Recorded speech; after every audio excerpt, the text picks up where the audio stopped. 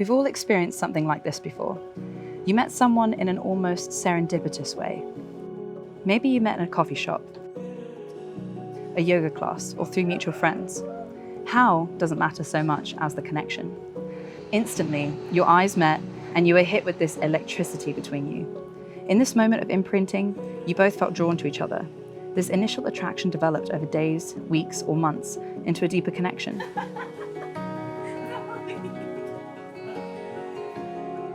You felt like you could talk with this person about anything, and they made you feel seen and cared for.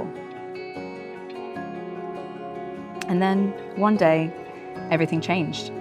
As if out of nowhere, you felt the connection going cold, and you noticed they were messaging you less and less as time went on. The effort to make plans became more sparse, and you could feel intuitively that they began to pull back. You're left feeling confused and wondering, what happened? As the time goes on, you find yourself thinking about this person all the time, checking your phone for a message that will never come, and feeling deeply confused about how that beautiful connection could have just disappeared. The rejection is overwhelming, and you find yourself losing confidence in yourself, not sure how to move on without the closure that you need.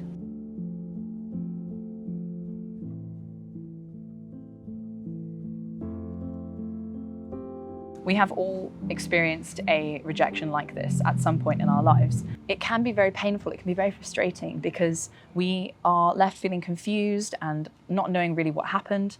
We can get very excited about a new connection with somebody and start extrapolating this future relationship with this person that we are kind of imagining and dreaming about.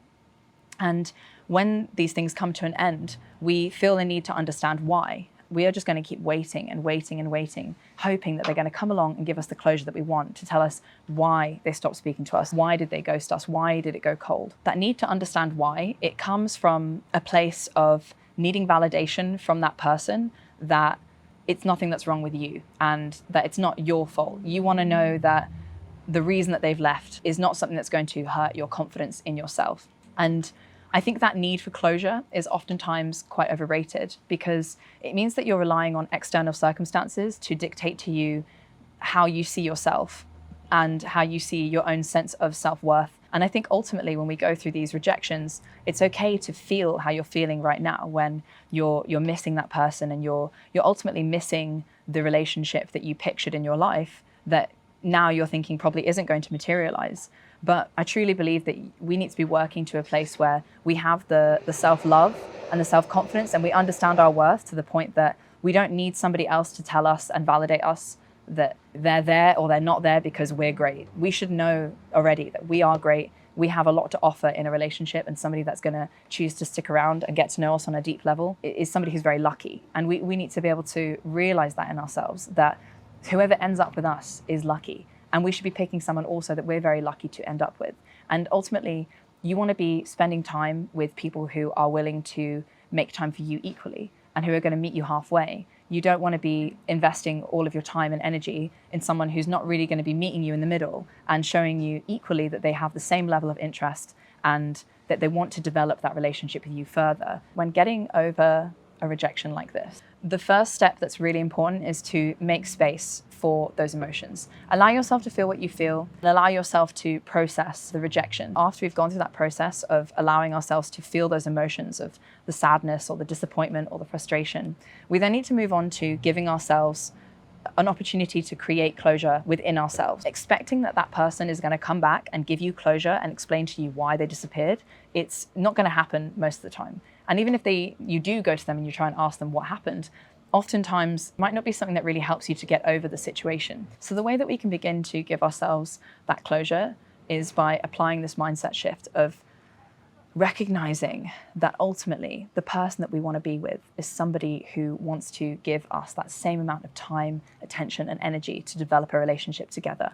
And if somebody has disappeared and left your life when it seemed like things were going so well, then it says a lot about that person's capacity to be able to really be there for you in the future. In fact, I feel like you should sort of see it as a blessing that this person has decided to show you very early on that they're not somebody who's capable of showing up and being there for you and consistently making time and energy to develop a relationship with you. You should see yourself as lucky that this person has decided to exit your life before they wasted any more of your time. because ultimately your time and your heart is something so valuable that you should only be giving to people that are really working to earn that place. Recognizing in yourself they're showing you qualities that you don't really want in a potential long-term partner. If they're the kind of person that could nurture your feelings and your emotions like that and then suddenly disappear and not be there for you at all, are they showing you that they're really the person that you want? That's a huge mindset shift that you can start to apply so you can get some closure. Once you've got that initial closure, the next step is to begin developing in yourself a greater sense of self-love and self-compassion. When we're feeling in this way where we feel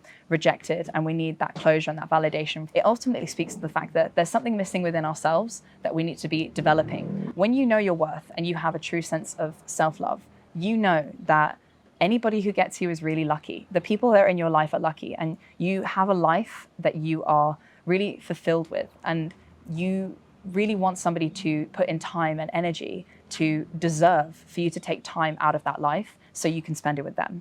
And that person has to be pretty special for you to want to do that. One of the biggest steps when you're getting over this kind of rejection is to start taking some time for yourself, to develop into the person that you really want to be. Reflect on your level of meaning in your life. Are there things that you are not doing right now that give you a sense of fulfillment and meaning?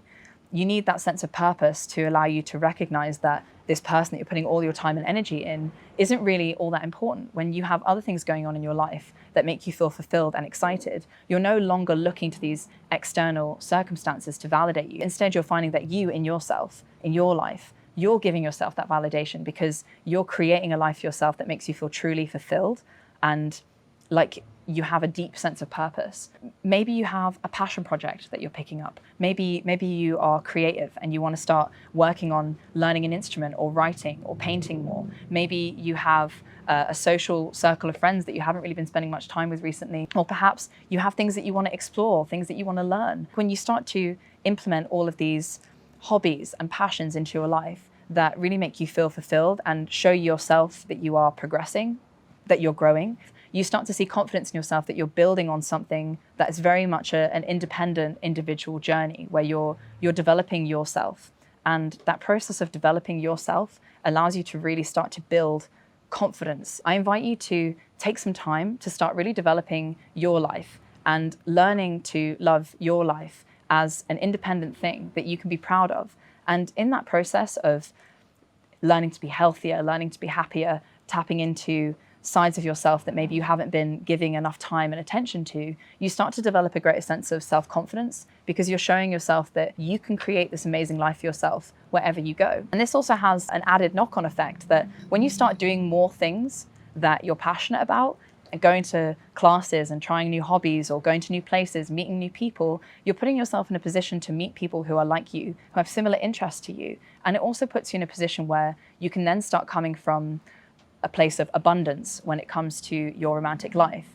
And again, this is something that happens a lot. When you get rejected by this person that's just come into your life, sometimes it's coming from a place of scarcity mindset where you believe that there isn't going to be anybody else out there who's going to make you feel that way. But when you're putting yourself in a position where you're meeting new people all the time and you're interacting with people who are just like you and have common interests to you, you're starting to actually realize that there are a lot of people out there that I could connect with. And this one person who's decided to exit my life probably isn't the right person, but there are so many other interesting people that I could be meeting. So I hope that tip helped a little bit, guys. If you're going through a rejection right now and you'd like to talk about your experience, please drop a comment in the section below and we can have a discussion. It's really important that when you're going through this process, you allow yourself to be compassionate and loving with whatever stage of this process that you're in, because this is such a normal and natural response. But when we start applying these mindset shifts, we can really start to transform how we respond to these situations. And I'm going to be making a lot more videos in the future building on